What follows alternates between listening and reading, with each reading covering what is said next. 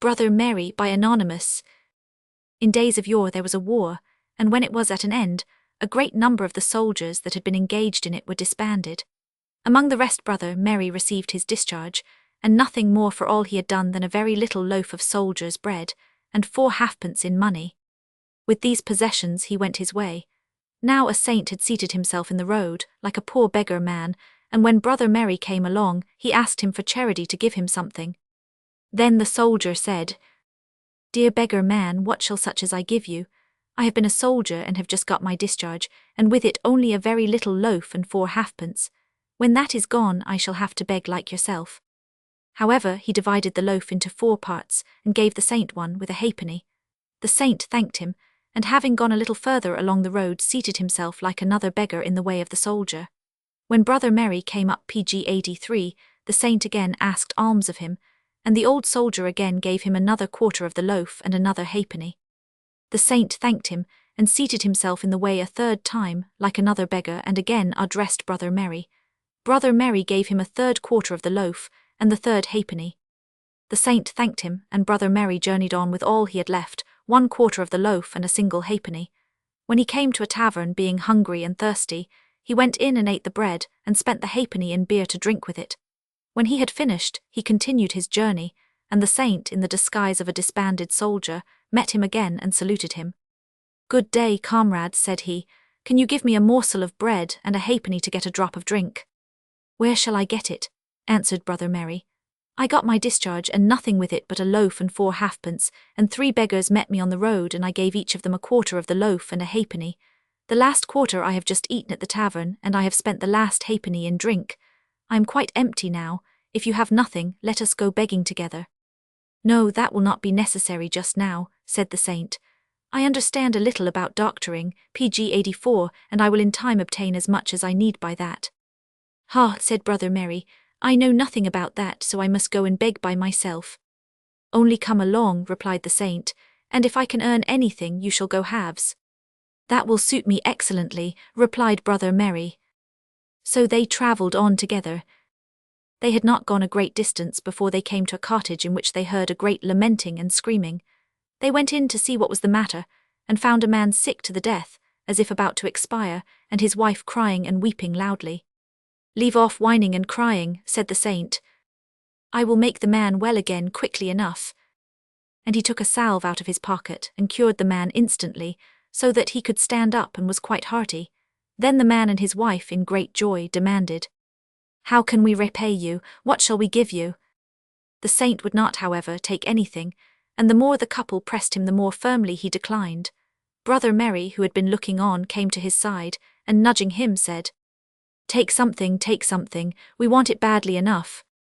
pg 85 At length the peasant brought a lamb, which he desired the saint to accept, but he declined it still.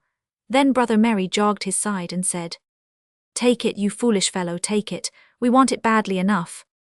At last the saint said, "Well, I'll take the lamb, but I shall not carry it, you must carry it." "There's no great hardship in that," cried Brother Mary. "I can easily do it," and he took it on his shoulder. After that they went on till they came to a wood, and Brother Mary, who was very hungry, and found the lamb a heavy load, called out to the saint, "Hallo, here is a nice place for us to dress and eat the lamb." "With all my heart," replied his companion, "but I don't understand anything of cooking, so do you begin, and I will walk about until it is ready." "Don't begin to eat until I return. I will take care to be back in time." "Go your ways," said Brother Mary. "I can cook it well enough, I'll soon have it ready." The saint wandered away, while Brother Mary lighted the fire, killed the lamb, put the pieces into the pot and boiled them. In a short time the lamb was thoroughly done, but the saint had not pg 86 returned, so Mary took the meat up, carved it, and found the heart. "That is the best part of it," said he, and he kept tasting it until he had finished it. At length the saint came back and said, "I only want the heart, all the rest you may have, only give me that." Then Brother Mary took his knife and fork, and turned the lamb about as if he would have found the heart, but of course he could not discover it. At last he said, in a careless manner, "It is not here." "Not there, where should it be then?" said the saint. "That I don't know," said Mary, "but now I think of it, what a couple of fools we are to look for the heart of a lamb. A lamb, you know, has not got a heart." "What?" said the saint, "that's news indeed." "Why, every beast has a heart, and why should not the lamb have one as well as the rest of them?" "No, certainly, comrade, a lamb has no heart. Only reflect, and it will occur to you that it really has not." "Well," replied his companion, "it is quite sufficient. There is no heart there, so I need none of the lamb. You may eat it all." "Well, what I cannot eat I'll put in my knapsack," said Brother Mary. PG 87 Then he ate some, and disposed of the rest as he had said. Now, as they continued their journey, the saint contrived that a great stream should flow right across their path, so that they must be obliged to ford it. Then said he, "Go you first." "No," answered Brother Mary, "go you first," thinking that if the water were too deep he would stay on the bank where he was. However, the saint waded through, and the water only reached to his knees. But when Brother Mary ventured, the stream seemed suddenly to increase in depth, and he was soon up to his neck in the water. "Help me, comrade," he cried. "Will you confess," said the saint, "that you ate the lamb's heart?" The soldier still denied it, and the water got still deeper, until it reached his mouth. Then the saint said again, "Will you confess, then, that you ate the lamb's heart?" Brother Mary still denied what he had done, and as the saint did not wish to let him drown, he helped him out of his danger. They journeyed on until they came to a kingdom where they heard that the king's daughter lay dangerously 99. "Halloa, brother," said the soldier, "here's a PG 88 catch for us. If we can only cure her, we shall be made forever." The saint, however, was not quick enough for Brother Mary. "Come, Brother Heart," said the soldier, "put your best foot forward so that we may come in at the right time." But the saint went still slower, though his companion kept pushing and driving him, till at last they heard that the princess was dead. "This comes of your creeping so," said the soldier. "Now be still," said the saint, "for I can do more than make the sick whole. I can bring the dead to life again." "If that's true," said Brother Mary, "you must at least earn half the kingdom for us." At length they arrived at the king's palace, where everybody was in great trouble, but the saint told the king he would restore his daughter to him. They conducted him to where she lay, and he commanded them to let him have a cauldron of water, and when it had been brought, he ordered all the people to go away, and let nobody remain with him but Brother Mary. Then he divided the limbs of the dead princess, and throwing them into the water, lighted a fire under the cauldron, and boiled them. When all the flesh had fallen from the bones, the saint took them, laid them on a table, and placed PG 89 them together in their natural order. Having done this, he walked before them and said, "Arise, thou dead one." As he repeated these words, the third time the princess arose, alive, well, and beautiful. The king was greatly rejoiced, and said to the saint, "Require for thy reward what thou wilt. Though it should be half my empire, I will give it you." But the saint replied, "I desire nothing for what I have done." "O thou jack fool," thought Brother Mary to himself, then nudging his comrade's side he said, "Don't be so silly. If you won't have anything, yet I need somewhat." The saint, however, would take nothing, but as the king saw that his companion would gladly have a gift, he commanded the keeper of his treasures to fill his knapsack with gold, at which Brother Mary was right pleased. Again they went upon their way till they came to a wood, when the saint said to his fellow traveller, "Now we will share the gold." "Yes," replied the soldier, "that we can." Then the saint took the gold, and divided it into 3 portions. PG 90, well, thought Brother Mary, what whim has he got in his head now, making 3 parcels and only 2 of us? "Now," said the saint, "I have divided it fairly, one for me and one for you, and one for him who ate the heart." "Oh, I ate that," said the soldier, quickly taking up the gold. "I did, I assure you." "How can that be true?" replied the saint. "A lamb has no heart." "Ay, what, brother? What are you thinking of? A lamb has no heart, very good. When every beast has, why should that one be without?" "Now that is very good," said the saint. "Take all the gold yourself, for I shall remain no more with you, but will go my own way alone." "As you please, Brother Heart," answered the soldier. "A pleasant journey to you, my hearty." The saint took another road, and as he went off, "Well," thought the soldier, "it's all right that he has marched off, for he is an odd fellow." Brother Mary had now plenty of money, but he did not know how to use it, so he spent it and gave it away, till in the course of a little time he found himself once more penniless. At last he came into a country where he heard that the king's daughter was dead. PG-91 thought he, that may turn out well. I'll bring her to life again. Then he went to the king and offered his services. Now the king had heard that there was an old soldier who went about restoring the dead to life, and he thought that Brother Merry must be just the man. However, he had not much confidence in him, so he first consulted his council, and they agreed that as the princess was certainly dead, the old soldier might be allowed to see what he could do. Brother Merry commanded them to bring him a cauldron of water, and when everyone had left the room he separated the limbs, threw them into the cauldron and made a fire under it, exactly as he had seen the saint do.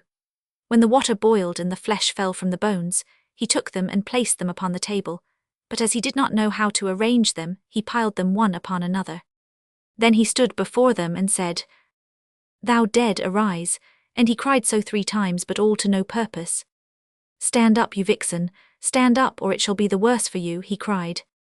Scarcely had he repeated these words ere the saint came in at the window, in the likeness of an old soldier, just as before, and said, "You impious fellow, how can the dead stand up when you have thrown the bones thus one upon another?" PG-92 Brother Hart, answered Merry, "I have done it as well as I can. I will help you out of your trouble this time." Said the saint, "But I tell you this, if you ever again undertake a job of this kind, you will repent it, and for this you shall neither ask for nor take the least thing from the king." Having placed the bones in their proper order, the saint said 3 times, "Thou dead, arise," and the princess stood up, sound and beautiful as before. Then the saint immediately disappeared again out of the window, and Brother Merry was glad that all had turned out so well. One thing, however, grieved him sorely, and that was that he might take nothing from the king. "I should like to know," thought he, "what Brother Hart had to grumble about. What he gives with one hand he takes with the other. There is no wit in that." The king asked Brother Merry what he would have, but the soldier durst not take anything.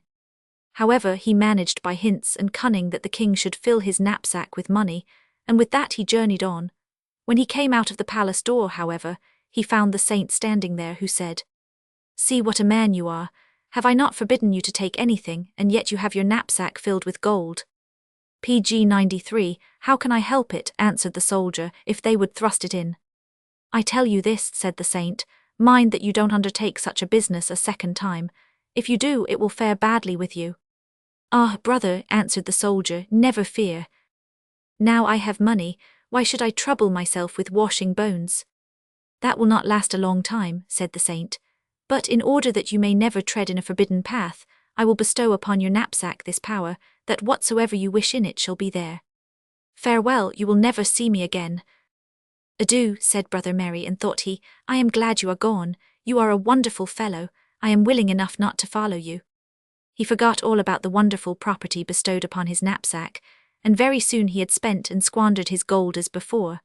When he had but 4 pence left, he came to a public house, and thought that the money must go.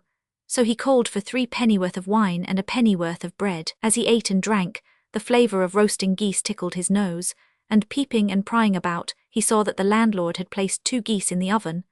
Then it occurred to him what his companion had told him about his knapsack, so he determined to put it to the test. Going out, he stood before the door and said, PG-94, "I wish that the 2 geese which are baking in the oven were in my knapsack." When he had said this, he peeped in, and sure enough there they were.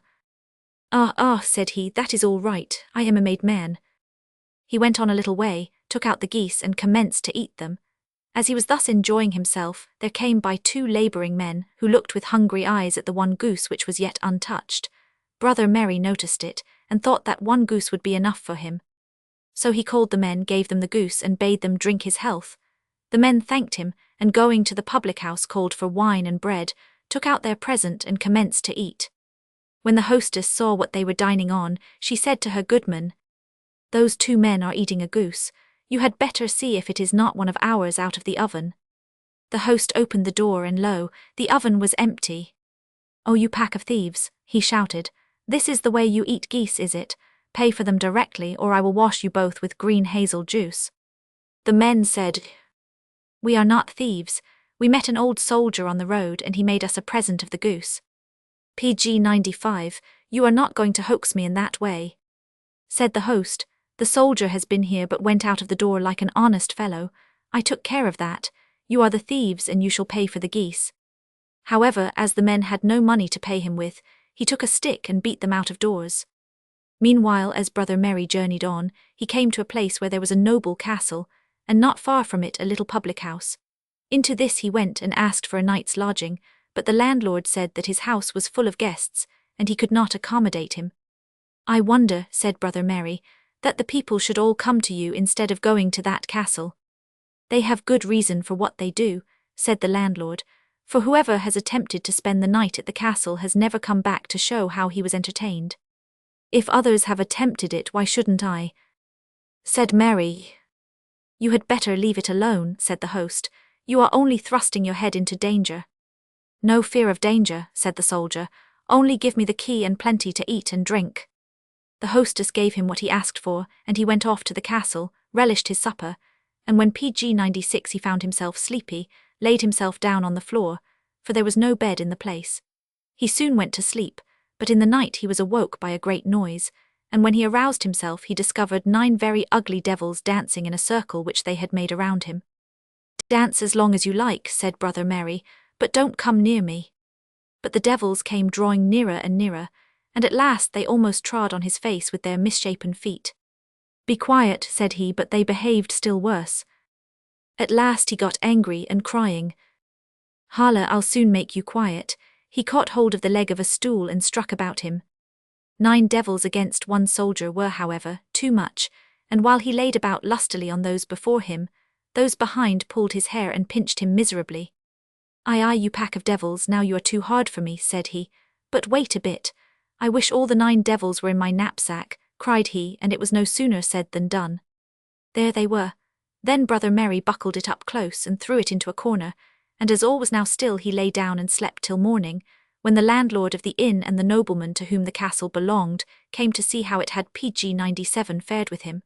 When they saw him sound and lively, they were astonished and said, "Did the ghosts then do nothing to you?" "Why, not exactly," said Merry, "but I have got them all 9 in my knapsack. You may dwell quietly enough in your castle now, from henceforth they won't trouble you."